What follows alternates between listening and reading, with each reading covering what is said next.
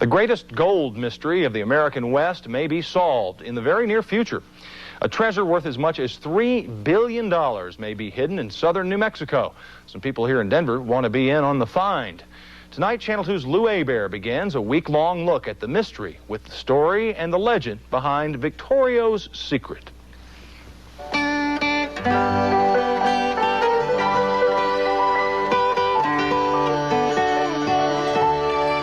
The year was 1939, and here at the Denver Mint, a fellow by the name of Doc Noss says he came through the front doors one day with a couple of gold bars.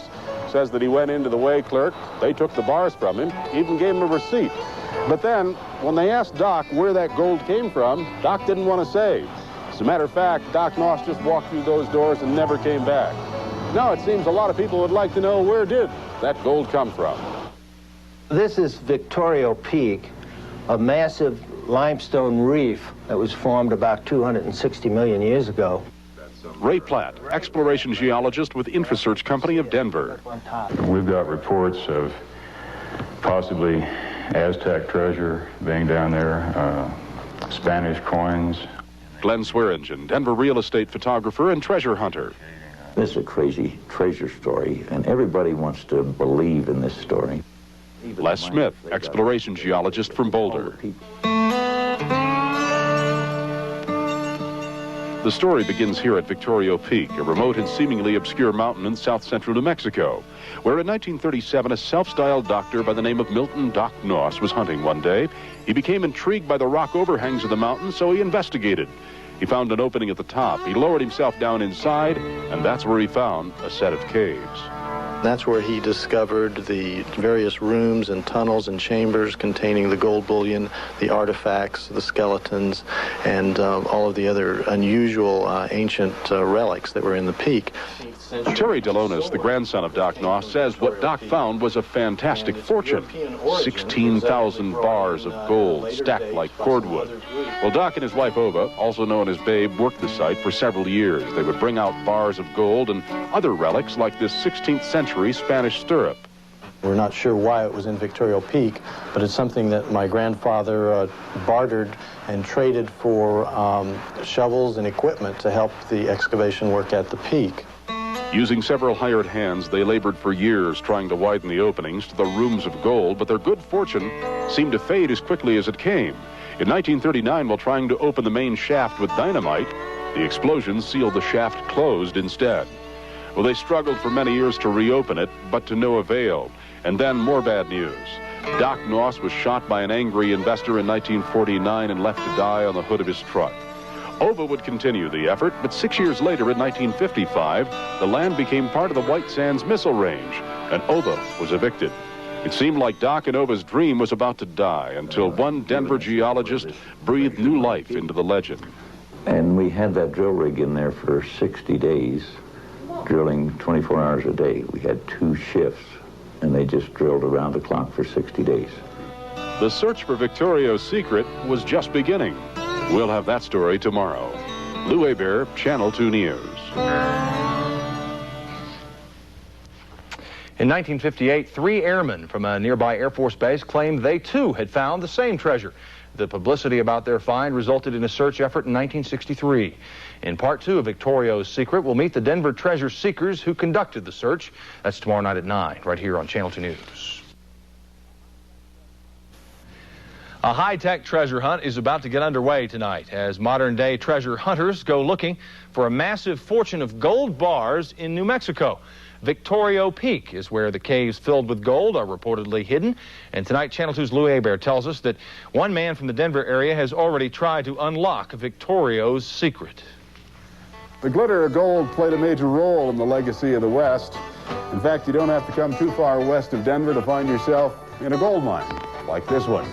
This is where the treasure hunters came years ago on the promise of an easy fortune. It was little wonder that when Doc Noss said he found the greatest fortune of them all in a mountain in New Mexico, the enthusiasm to find it is still echoing after 50 years.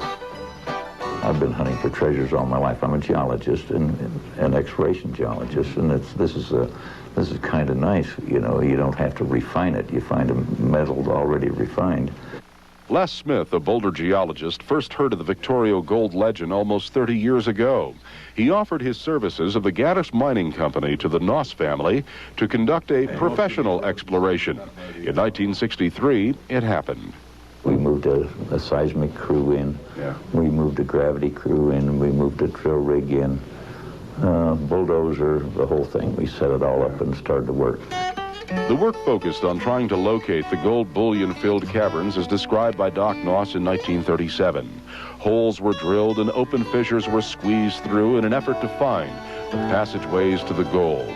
As the 60-day clock ticked down, tensions rose, dreams faded, and desperation grew.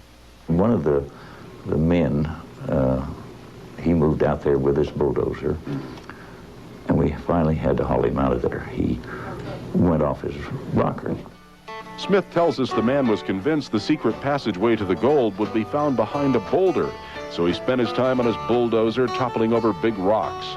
That's why you see so many roads carved on the peak's landscape. The search did resume, but finally 2 months later, out of time and out of money, it was over. Was Les Smith discouraged? I feel that as a result of the work we did, I felt there was a treasure there.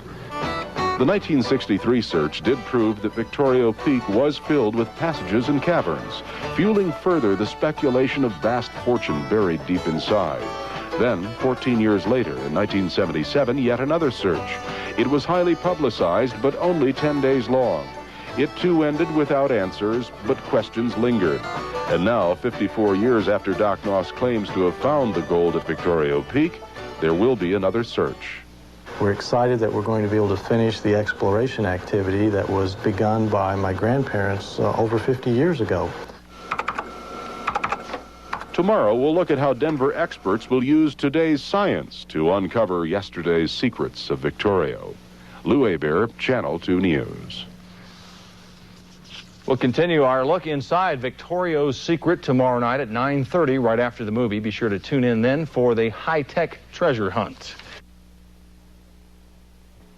Victorio Peak in southern New Mexico has long been rumored to hold a fortune in gold and other treasures.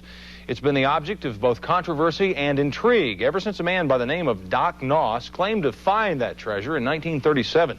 Channel 2's Lou Hebert is looking at Victorio's secret hole this week. He's here now with the latest on the new state-of-the-art search effort about to get underway. Lou? That's right, Dave. For the past couple of nights, we've told you about the romantic history of Victorio Peak and its fabled fortune of gold that may be hidden somewhere inside of it.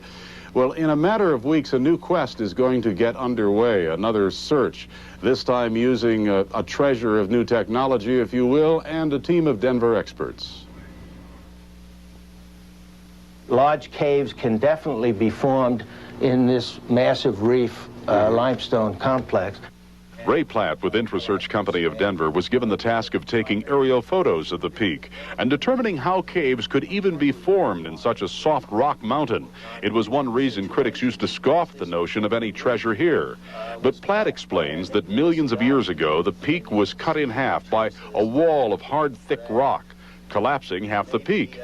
When the roof of the cave could not sustain all the weight, it collapsed, and that's what formed the open fissures that Doc Noss investigated back in 1937. At the project's headquarters in Los Angeles, the scientific data supplied by Platt and others emerges onto the screen to make 3D images of the peak. The data that we have is topographical information which relates precisely to the terrain surrounding Victorio Peak. It is nothing less than high-tech treasure hunting, and Alonso says this time the new science of underground radar is being used to pinpoint the deep caverns and chambers where the gold treasure trove is reported to be. Oh, it's incredible because a downhole camera needs to know where to look, and we don't want to just drill holes arbitrarily. You heard him right. Downhole video cameras. A specially designed camera called a datacam has been engineered to drop down previous drilled holes where the computer indicates the caves may be. It will be a set of eyes where eyes have never been. And if the datacam discovers the dazzling dream of Doc Noss, another camera will also be there. the camera of Denver's top real estate photographer, Glenn Swearingen. How many people have the opportunity in their lifetime of being on a team that could write a new chapter in the history of the American Southwest? Glenn Swearingen and others involved in the project, as you can imagine, are pretty anxious to get down to the White Sands Missile Range in a matter of weeks to get started on this. That's where Victorio Peak is located. It's been a long time since anyone has actually undertaken a major search effort like this. Actually, the last one was 1977. So we'll be talking with Glenn Swearingen and others involved in the project tomorrow night, those who have had to keep the faith in their lust for the legend. That's right, all for a piece of the action. Yeah. All right, thanks, Lou. All this week, we've been telling you the story of Victorio Peak in New Mexico and its legendary tale of a massive gold treasure. Tonight, Channel 2's Lou Hebert talks to one of the Denver treasure hunters who's been waiting many years to unlock Victorio's secret.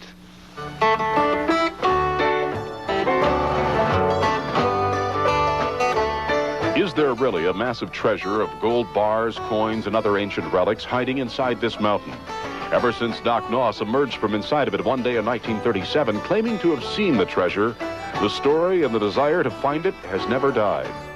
Obviously, you know, the thought of possibly uncovering $2 billion in gold bullion is enough to excite anyone. Denver real estate photographer Glenn Swearingen is one who is excited and has been for a long time. I grew up with it. I was like 15, I guess, when my brother started doing it. Glenn learned about the legend from his brother Orrin, who is now a member of the official search team. But Orrin started probing Victorio Peak over 30 years ago while he was at a military base nearby. So Glenn has heard of the story for decades and now will play a part in its next chapter. We're going to be gridding and scanning some areas of the desert floor near the roads where Doc Noss reportedly stored as many as 200 bars, 100 of them still out there. Glenn is a believer.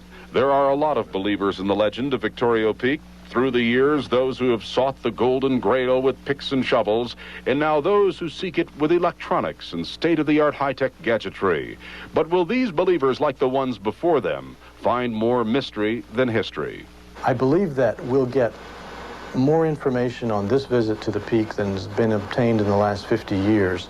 Terry Delonis, the grandson of Doc Noss, has also heard the story since he was a little boy. He saw his grandmother, Oba Noss, and his mother and aunts lead the struggle to get permission from the Pentagon to get back on the land, which is now a part of White Sands Missile Range. It took an act of Congress, but this year, Delonis got it. It allows the family 1 year to conduct an exhaustive search of Victorio Peak. We're spending a lot of time and effort and money to prove that my grandparents were telling a true story, and we feel like we need to verify the facts of history. If Doc Noss was telling the truth, and there are 16,000 gold bars buried inside Victorio Peak, how much is that gold worth today? Assuming each bar of gold weighs 50 pounds, that gives us 800,000 pounds of gold. At a 50% purity, that means we have 400,000 pounds of pure gold, or 6.4 million ounces. Now, if you multiply that times the price of gold on the London Exchange, roughly $360 an ounce, we have a grand total of $2,304,400,000. That's a lot of money for the people who find it, but will they? Some folks claim Victorio's gold is in fact long gone. Stolen, they say. Another mystery that is buried in the secret of Victorio. And tomorrow night, we'll examine some of those mysteries. Lou Hebert, Channel 2 News. Also tomorrow night in the final report on Victoria's Peak, we'll meet one of the last living witnesses to the cache of gold. Does a remote mountain in southern New Mexico contain a massive fortune of treasure and gold?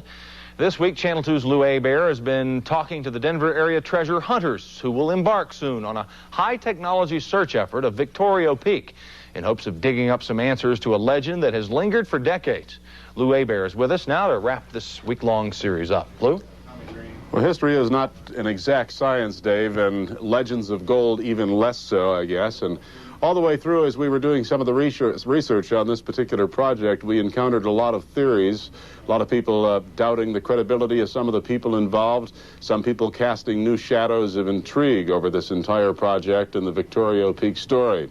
we thought as we round out the series tonight, we'll take a look at some of the curiosities that seem to add a new layer of mystery to the rocks that cover Victorio's secret.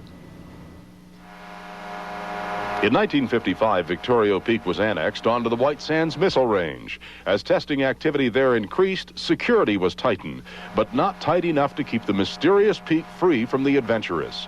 In 1958, the rocky slopes of Victorio were being scaled and probed by a group of airmen from a nearby base. They were looking for an opening, and in July of that year, they found one. Tom Burlett was one of two men who says they got inside the mountain, and he talked to Channel 2 News by phone from his home in Illinois. After 3 months, we broke into a small room. The room measured about 8 foot by 10 foot by 14 foot. Very small. In this room, there was 2 stacks of what we a little later on found out was gold. In that room, we also found a stone fireplace. And then on the wall, there was a large 3-foot wooden cross. When Burlett's story became public, it led to the 1963 search, which was headed up by Denver geologist Les Smith. But that effort, Burlett feels, merely showed others where to find the gold. We think that persons using their position, and these persons possibly some of them military, possibly some of them civilian, using their position, we think individuals penetrated that mountain and did indeed remove some of that treasure. Burlett's fears are shared. There was a penetration into the mountain by the Army in the early 60s. And there's a lot of speculation on whether or not the Army may have taken some of it out. So who would have done it? Some theories point to former President Lyndon Baines Johnson, that he and others orchestrated a massive cover-up. Terry Delonis, the grandson of Doc Noss, is equally suspicious of foul play, and so was his grandmother, Ova Noss, who felt strongly that more than just gold was being hidden in the mountain. Curiously, the Denver Mint plays a role. It was in the fall of 1939 that Doc Noss said he brought in several bars of gold to the Mint.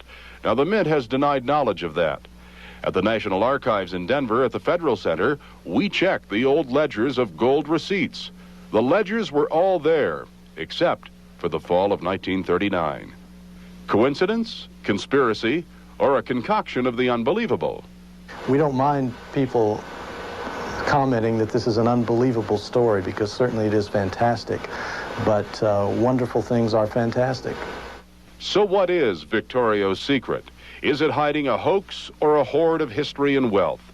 As the modern-day treasure hunters get ready to put their technology to the test, this mountain of mystery is about to have its moment of truth. Just how soon that moment of truth will arrive, we really don't know yet. The Noss family has been trying for quite some time to get into the site. They were there about a year ago. They hope to be on site again to actually begin this search before the end of summer. So they're just trying to get together a lot of the final details and funds, as we understand. Lou, have you asked them if there was such a thing as an Army conspiracy and they went in to remove some of the gold, why wouldn't they remove all of the gold, and why would you assume that there would still be some gold there? Well, they believe that because there were quite a few different chambers and caverns inside of this mountain, that perhaps those who went in and penetrated the mountain, if they did, would not have known about all of the different rooms of gold, because there's some theories believe that there are actually several rooms of gold, and the fortune may be much larger than what was previously thought. Let's get our shovels and go. All right, Lou. I'm ready. Thanks.